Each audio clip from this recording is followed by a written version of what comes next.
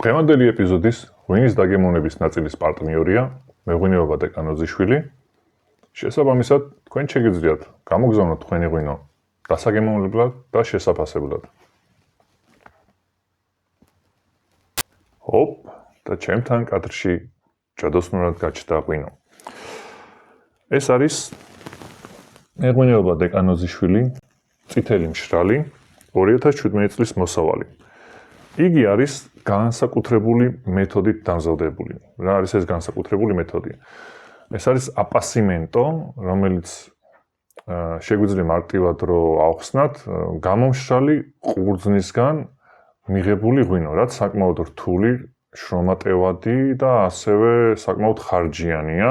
ხარჯიანი იქიდან გამომდინარე, როდესაც ყურძენს ვაშრობთ, ანუ მას იქიდან აორთქლდება წყალი, მასში უფრო მეტად ყურძენში უფრო მეტად ხდება გარკვეული ნივთიერებების, არსებული ნივთიერებების კონცენტრირება, მაგრამ გამოსავლიანობა ძალიან კლებულობს და თავისთავად ხვდებით, რომ შემდგომ პროდუქციაც საკმაოდ ძვირდება, ანუ მისგან შექმნილი ღვინო.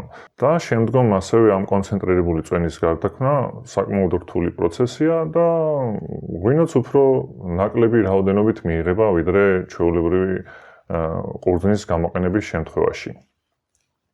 როგორც მე მას ახლა საიტზე უყურებ, საინტერესო ფასი აქვს ამ ღვინოს, საიტის ლინკი, მეღვინეობა დეკანოზიშვილის საიტის ბმული განთავსებული იქნება ეპიზოდის ქვეშ, შეგიძლიათ გადახვიდეთ, წაიკითხოთ მასზე დამატებითი ინფორმაცია თუ დაგაინტერესებთ და ასევე საიტიდანვე შეგიძლიათ შეუკვეთოთ, შეიძინოთ და ისიამოვნოთ ამ ღვინით.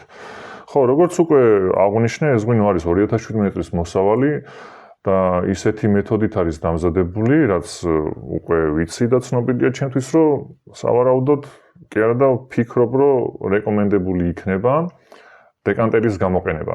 დეკანტერს აუცილებლად გამოვიყენებ ღვინის დასაგემოვნებლად, იქამდეც გავსინჯავ დეკანტერის გარეშე, რადგან ეს ძალიან მნიშვნელოვანია.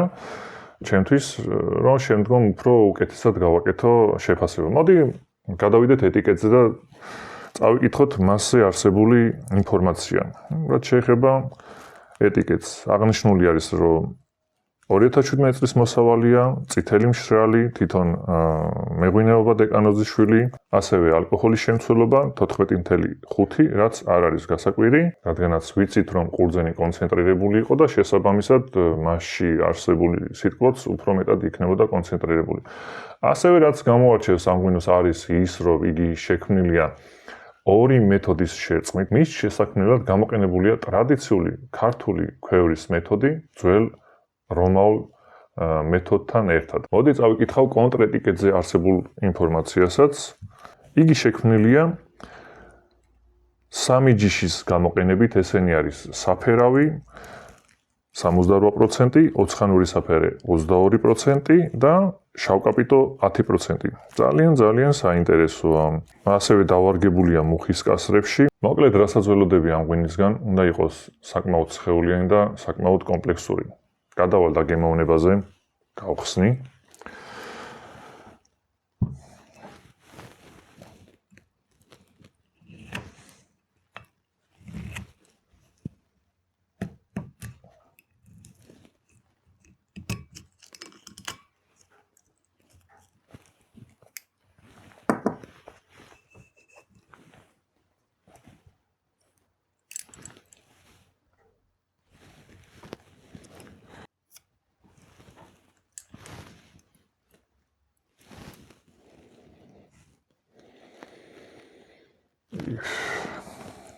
საცობიდანვე უკვე საინტერესო არომატები იგრძნობა.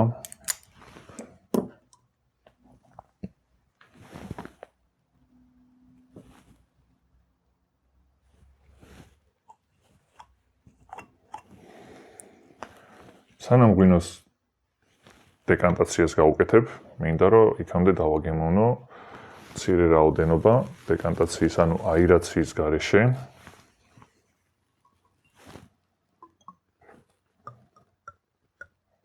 ხილად გადმოვასხათ, ისე რომ თუ რაიმე სახის ნალექია წარმოქმნილი ღვინოში, ანუ ბოთლში, არ შეინჯრეს ის.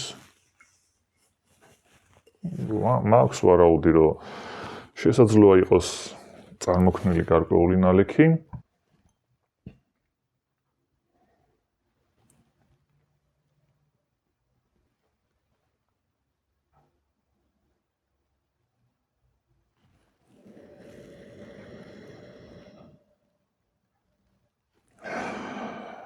პირველი რაც შემიძლია დავასკვნა არის ის, რომ ღვინო ჯანსაღია, მაგრამ აუცილებლად ჭირდება მას აირაცია. ამისათვის გამოვიყენებ დეკანტერს. ჰოპ, დეკანტერი და მასთან დაკავშირებული ატრიბუტებიც სასწაულებრივად გაჩნდა ჩემთან კადრში. მოვახდინოთ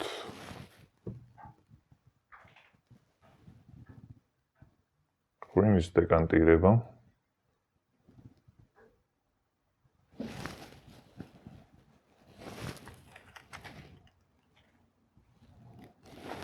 საკეთ გადავდოთ.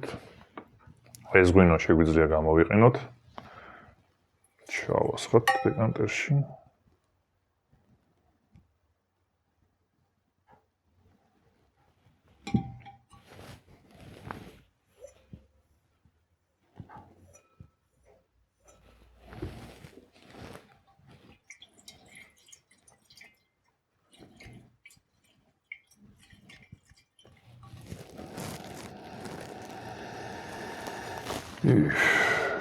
კარგია. ხო, რისთვის გამოიყენება სანთელი? ეს ამას თავის დანიშნულება აქვს. რატომღაც თეთრი სანთელი ვერ ვიშოვე და მაქვს ლურჯი, მაგრამ ამითი მისი ფუნქცია არ შეიცვლება და რა არის მისი ფუნქცია? მისი ფუნქცია, აქვე აღვნიშნოთ, არ არის ღვინის შეთბობა, როგორც ხშირად გონიათ ხოლმე. მას აქვს ერთადერთი დანიშნულება, იგი გამოიყენება შუქის წყაროდ. შუქის წყაროდ იმისთვის, როდესაც ჩვენ ღვინის დასხმას ვიწყებთ დეკანტერში, უნდა მოვათავსოთ ეს შუქის წყარო, ამ შემთხვევაში სანთელი, ისე რომ მისგან წამოსულმა შუქმა გაიაროს ღვინის ბოთლის კედელში და ღვინოში და აი ამ ადგილზე ბოთლის ყელთან დაახლოებით აქ, რომ ჩვენ ადვილად შევამჩნიოთ შესაძლო ლექი, რომელიც, რა თქმა უნდა, დასხმისას, როდესაც ბოთლი გადმოყირავებულია, მოდის ბოთლის ყელისკენ და შევწყვიტოთ თავის დროზე დასხმა ღვინის და ეს ლექი არ გადმოყვეს დეკანტერში თუ სხვა ჭურჭელში, რომელშიც ვასხავთ ღვინოს. შევეცდები ესე დამჯდარ მდგომარეობაში დეკანტირებას პირველად ვაკეთებ. აღვნიშნავ და მოდი აბა ვნახოთ, ეს განათებაც კარგად მეხმარება და სანთელიც შვენივრად მეხმარება. მოდი, კი ბატონო, ყველაფერი წესრიგში.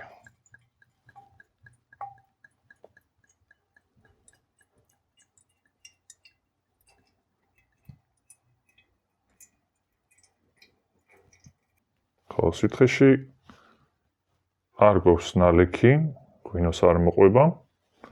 აბა ნახოთ ძირში თუ არის რაიმე დალექილი. შესაძლოა წარმოქმნილი ნალექი ისე იყოს გამაგრებული, რომ ძირში დარჩეს. არ არის. ძალიან ოდნავ შეიმჩნევა მცირე ნაწილაკების სახით. კარგია. დაველოდები ახლა ცოტა ხანი დაახლოებით 10-15 წუთი. თქვენთვის ეს დრო რა თქმა უნდა უფრო სწრაფად გავა. არ გალოდინებთ 10-15 წუთი, რადგან უკეთესად გაიხსნას მისი არომატი და უფრო კარგად შეძლო დაგემოვნება და იმ არომატების და გემოს აღქმა, რომელიც ამ ღვინომ სრულად უნდა გადმოსცეს. როგორც დაგვირდით, თქვენ არ გალოდინეთ ეს 15 წუთი. გადავალ ღვინის დაგემოვნებაზე და მის შეფასებაზე. გამზადებული მაქვს შეფასების ფორმა. მზად არის ღვინო დასაგემოვნებლად. დავიწყოთ მისი გარეგნობით.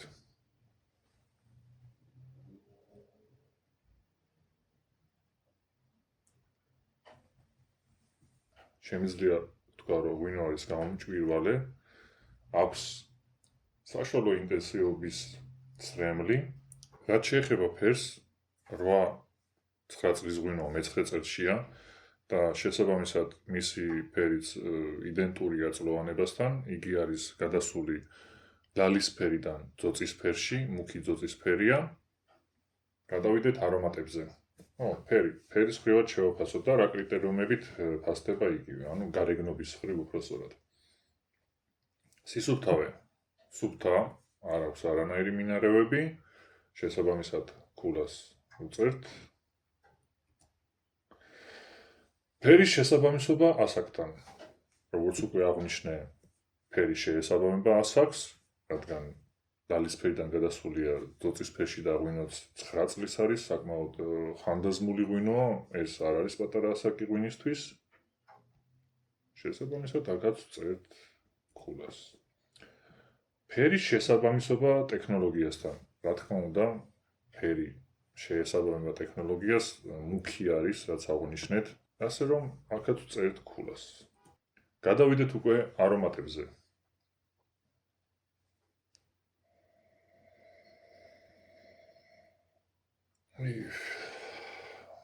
არომატი, ესე აღვნიშნო, ამას უბრალოდ არ არის აუცილებელი შეფასების ფორმისთვის.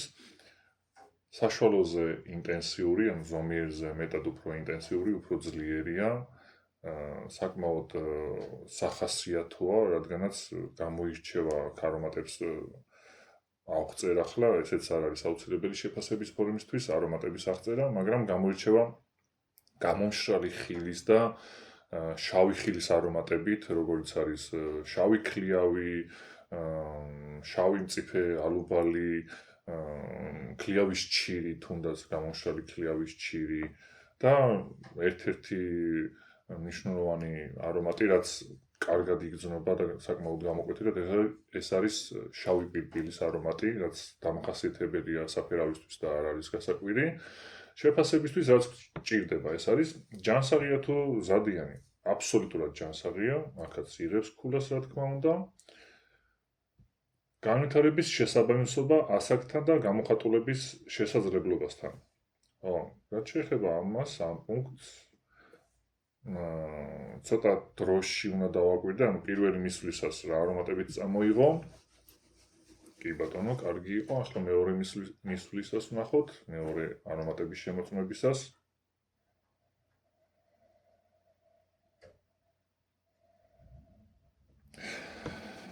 ერთიც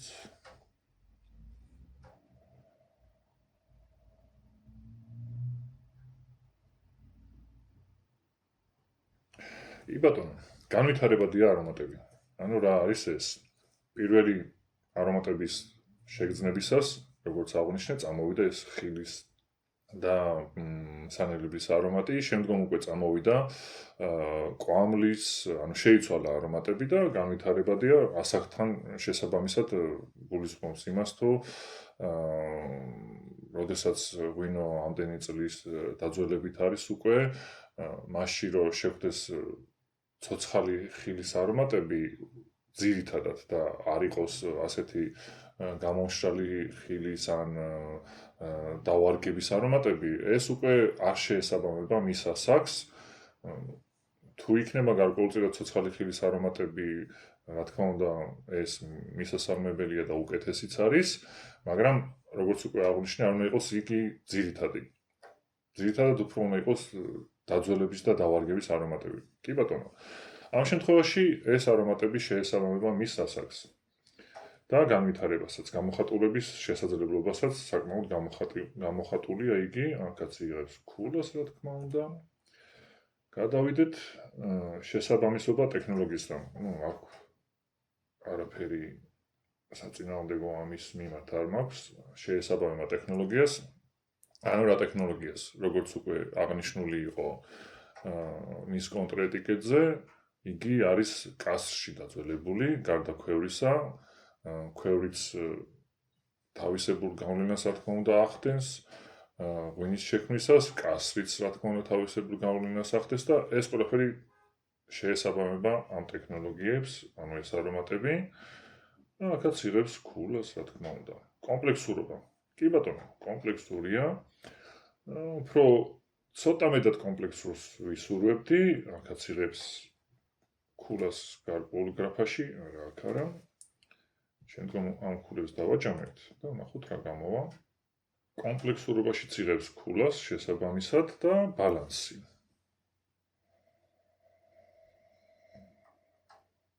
ხო, იგივენაირად ბალანსიც უკეთეს ბალანს ვისურვებდი, ანუ სასურველი იქნებოდა ცოტა უფრო მეტი ცოცხალი ხილის არომატები რო ყოფილიყო, თითქმის უკვე გამქრალი არის ღვინოში ცოცხალი ხილის არომატები, ზირთადად მეორეული და მესამეული არომატები გვხვდება, რაც არ არის გასაკვირი და აბსოლუტურად მისაღებია, მაგრამ შესაბამის ქულას იღებს ამ გრაფაშიც. გადავიდეთ გემოზე.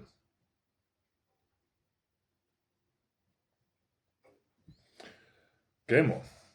ამისათვის უნდა დავაგემოვნოთ. თქვენ გაგიმარჯვეთ.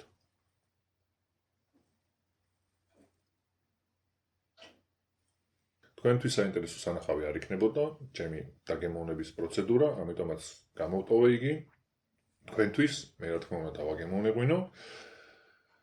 და გემოს გრაფაში აქ უკვე გვაქვს ჯანსაღი და ზადი. აბსოლუტურად ჯანსაღია ღვინო. შესაბამისად იღებს ქულას აქაც. იგივენაირად შესაბამისობა ტექნოლოგიასთან, კი ბატონო, გემოშიც ძალიან კარგად იგრძნობა კასრიდან გადმოსული არომატები, მოურგვალებული ტანინები, დახვეწილი ხავერდოვანი ავსებს პირს, მაგრამ ამავე დროს საკმაოდ ძლიერი და საკმაოდ სხეულიანია. სავსეა, ასე ვთქვათ, ისეთია ხორციანი ღვინოა, რომ მიირთმე ძალიან სასიამოვნოა, თითქოს სუბუქად მიდის, მაგრამ ეს შეფასებისთვის არ ჭირდება, ის აღსაწერად ვიყენებ უბრალოდ. ბოლოს დაბოლოებაში ალკოჰოლიც უკვე თავის სიტყვას ამბობს, ისედაც ვიცოდი რა თქმა უნდა, რომ 14.5 ალკოჰოლი, მაგრამ გემოში კიდევ უფრო კარგად იგრძნობა ეს ყველაფერი. შესაბამისობა ტექნოლოგიასთან აბსოლუტურად შესაბამისია. აქაც იღებს ქულას რა თქმა უნდა. აქ არა, აი ამ გრაფაში. არომატების თანხმედრა გემოში. კი ბატონო, სრულად იყო, სრული კომპლექტი, რაც იყო არომატების ცხვირში, მისი არომატების აღქმისას ცხვირით, გემოშიც გადმოყვა და კიდევ უფრო უკეთესადაც გაიხსნა ის არომატები, შემიძლია თამამად თქვა. აქაც იღებს ძალიან კარგ ქულას. კომპლექსურობა. ну იგივენაირად კომპლექსურობაში დამატებითი არომატები არ ხდება. განვითარება. რაც შეეხება განვითარებას, კარგად განვითარებადია. და აქაც შესაბამის ქულას იღებს. გადავიდეთ დავარგების შესაძლებლობასთან. ეს ღვინო უკვე დავარგებულია, ასეთი გრაფა გვაქვს შეფასებისას. 2017 წლის მოსავლის არის და ჩემი აზრით აბსოლუტურად მზად არის მისართმევად. თავის შემიძლია ვთქვა, რომ აი თავის პიკშია და გარკვეული პერიოდის გასვლის შემდეგ აუცილებლად დაიწყებს დაღმასვლას, ანუ წავა უფრო ნაკლები კომპლექსურობისკენ და ნაკლები ინტენსიურობისკენ, მაგრამ ეს პერიოდი ჩემი აზრით და დაგემოვნებიდან გამომდინარე შესაძლოა გაგრძელდეს დაახლოებით მინიმუმ 3 წელი მაინც. ჯერჯერობით ისეთ ფორმაში არის ეს ღვინო. რა თქმა უნდა, ეს 3 წელის შენახვა არ მოგცემს რაღაცა უფრო უკეთეს ამ ღვინოში და ამ 3 წელში უმჯობესი იქნება თუ მივირთმევდით ამ ღვინოს. ასე რომ დავარგების შესაძლებლობა ამ ღვინოს აქვს საშუალოზე ოდნავ დაბალი და შესაბამის ქულას იღებს ამ გრაფაშიც. ბალანსი. გადასარავი ბალანსი აქვს, რაც შემიძლია ასევე თამამად თქვა. დიდი სიამოვნებით მივირთმევდი და მივირთმევ კიდევაც და სხვებსაც დიდი სიამოვნებით შევთავაზებდი მის დაგემოვნებას. შესაბამისად იღებს ქულას იმ გრაფაში, რაც ამ ყველაფერს აღნიშნავს. შეუსაბამობა ეტიკეტზე. თითო შეცდომა არის -5 ქულა. არავითარი შეუსაბამობა არ აქვს ეტიკეტზე, რაც იყო მოცემული, ის შემხვდა ღვინოში, ასე რომ ამ გრაფებს ცარიელს ტოვებთ. საერთო შეფასება. ხო, აქ უკვე ქულები უნდა დავაჯამო, ამასაც გარკვეული დრო სჭირდება და თქვენთვის ეს რა თქმა უნდა უფრო მალე იქნება, ვიდრე ჩემთვის. მოდი აბა შევაფასოთ, დავთვალოთ ქულები. როგორც ისევ შეგვირდით, თქვენთვის რა თქმა უნდა ნაკლები დრო გავიდოდა, ან თითქმის არ გავიდა. შევკრიბე ქულები და გამოგვივიდა 86 ქულა. რას ნიშნავს ეს? როგორც უკვე განვიხილეთ, სხვადასხვა ღვინის კონკურსები, საერთაშორისო კონკურსები და მათი შეფასების სისტემა, ამ შეფასების სისტემის მიხედვით, თამამად შეგვიძლია ვთქვათ, რომ მიიღო ძალიან კარგი მედალი. ეს ძალიან მაღალი შეფასებაა, 86 ქულა.